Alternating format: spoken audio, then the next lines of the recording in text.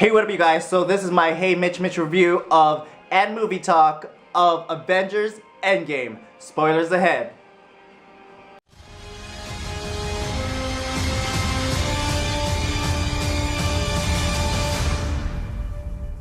Part of the journey is the end.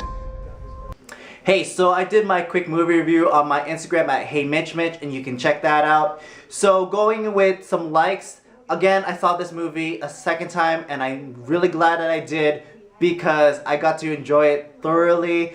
Because, you know, the first time around there was a lot of information going, and I'm really glad that I got to kind of like soak it in and really enjoy this movie. Watching it a second time, the Battle of Endgame was just impactful, you know, like when you got to see Captain America pick up Thor's hammer, meaning Mew Mew, and having everyone coming in with the summoning jitsu and everyone coming in on the battleground, Peter Parker coming on the battleground, Peter Parker hugging Tony, everything about that was so great. Like it just you can just feel the hype in the crowd, and just like overall, like dude, everything that was building the MCU was for this moment, and it was super great. So going into the negatives that I mentioned in my quick movie review on my Instagram, I mentioned there was two SJW moments that kind of gave me a pause. And the first one, again, was when Captain Marvel, Carol Danvers, showed her she has a haircut. I'm like, yo, like, really, we're gonna do this? Like, okay, granted, second time, watching it the second time, I really didn't care for it. And then two, I understand. This movie was made, like, done a year ago, and so we don't know, people didn't know that Brie Larson was divisive, right? But she is, and she just got to have that haircut that says, between Let Me Talk to Your Manager and Gillette, the worst haircut a girl can get. The second SJW moment was at the end when it's all the female Avengers. It was, to me, it just took me out of the moment. Like, we all really doing this? Like, really? But again, watching it a second time, actually I was fine with it, you know? And I was fine with it because I realized this movie is fan service, whether it's America's Ass or Professor Hulk. And if any time that this all-female cast of Avengers were to show up, it would have been this moment, right? I just wish, like, someone could have said, like, for Natalie, but I understand not all the female characters know Black Widow, but if anyone were to say it, it would probably have been Okoye, because she's been working with Natalie for the past 5 years after the snap. And that's really, when it comes down to it, this movie is so, like, a cultural phenomenon. Like, we will never see this again. We have never seen anything like this, and we will never see anything like it again. I mean, like, over a 10-year period, this is the finale of finales, and this is the pinnacle and summit of MCU. I'm not saying the MCU is going to be done after this and go downhill, but definitely, we're not going to see this again in this manner for another decade. Maybe they'll bring in all the actors for 2 decades in 20 years, but for now, this is it, man. And I'm actually looking forward to the numbers. Like, is it gonna actually break 300 million opening weekend, which I really think it will. Going back into my Avengers trailer for Endgame, there's a portion where I talked about Nebula, and I wanted to see more of Nebula. I do want to see Nebula and have her expand her characters too, because we just see her as Gamora's adopted sister who's just angry at Thanos, and I would like to see if they actually flesh out her character a little bit more to give her a little bit more depth, other than someone who's just angry and spare parts. And I think that's really great. We got to see more Nebula, that she was really fleshed out, and she does a really great job. She's really awesome, actually. Even in the beginning sequence, you get to see Nebula playing paper football with Tony, and then her caring for Tony from picking him up on the floor and putting him in the seat.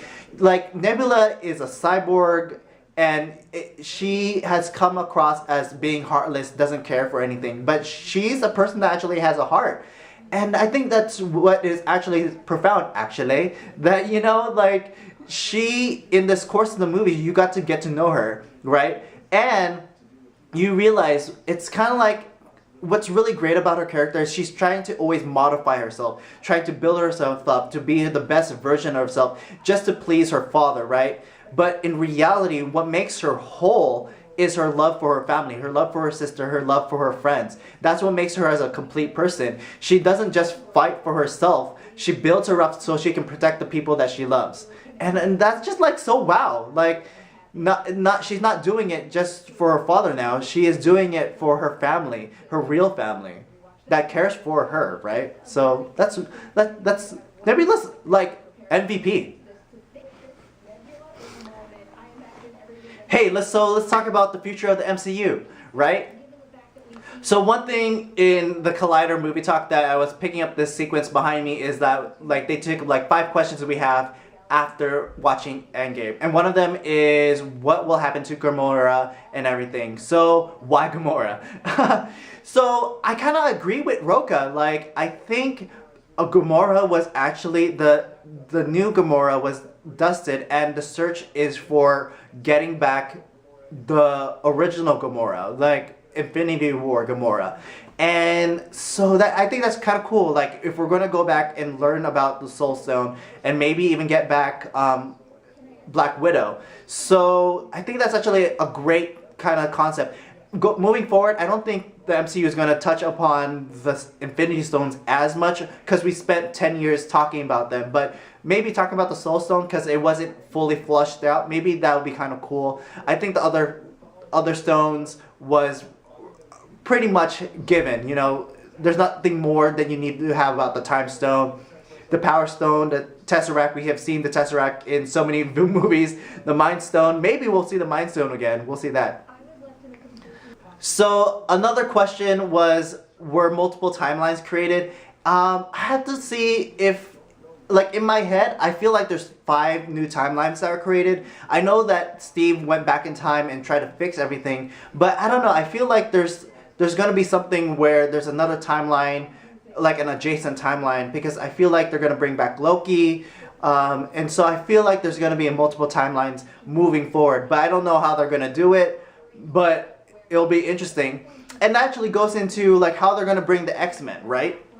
I thought going into this movie, there was going to be something, there will be a catalyst in which that will bring the X-Men forward. And I totally get that why they didn't. They obviously they want to focus on building this movie for a finale, and they didn't want to introduce anything really new, right? So I get that. But moving forward, we know that the X-Men are going to be in it. The Fantastic Four is going to be in it. I just wonder how that's going to happen. Maybe Scarlet Witch, in her path of trying to bring back Vision, will get a hold of the Reality Stone again and inadvertently create the mutants, right? So an opposite storyline to the House of M, where she takes away all the mutants. She could actually create the mutants.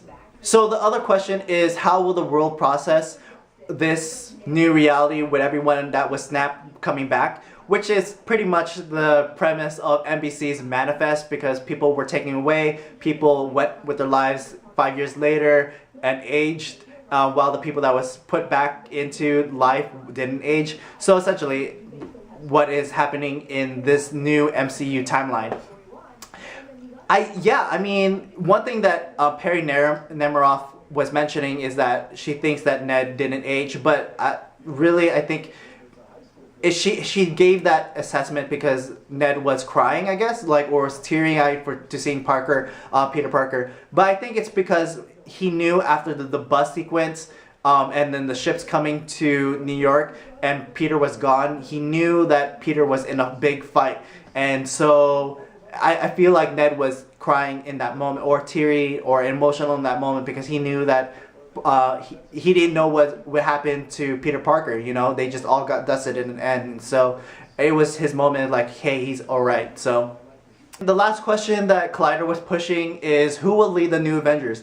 And I have no clue. Like, I think I agree with Roka. Like, you know, it's great that the Falcon is the new Captain America, but I don't know if he can take on the role of the leader. And I don't know if Bucky can, and then T'Challa is still leading Wakanda, and Captain Marvel, Brie Larson, or Captain Marvel, Carol Danvers is out in the universe. I feel like she still needs to take care of that.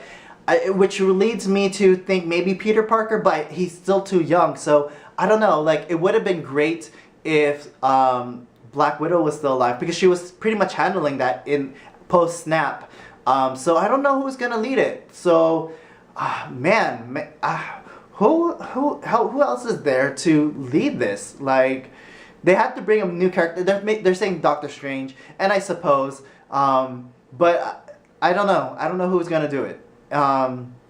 So yeah, if you have thoughts, let me know. Like, we can continue the discussion and figure out from there. I'm gonna watch more movie talk and some more spoiler stuff to see, like, and look into more discussion in videos. So yeah, looking forward to that. Looking forward to the future of the MCU. I'm really glad I got to see this movie. The next movie, of course, is Spider-Man.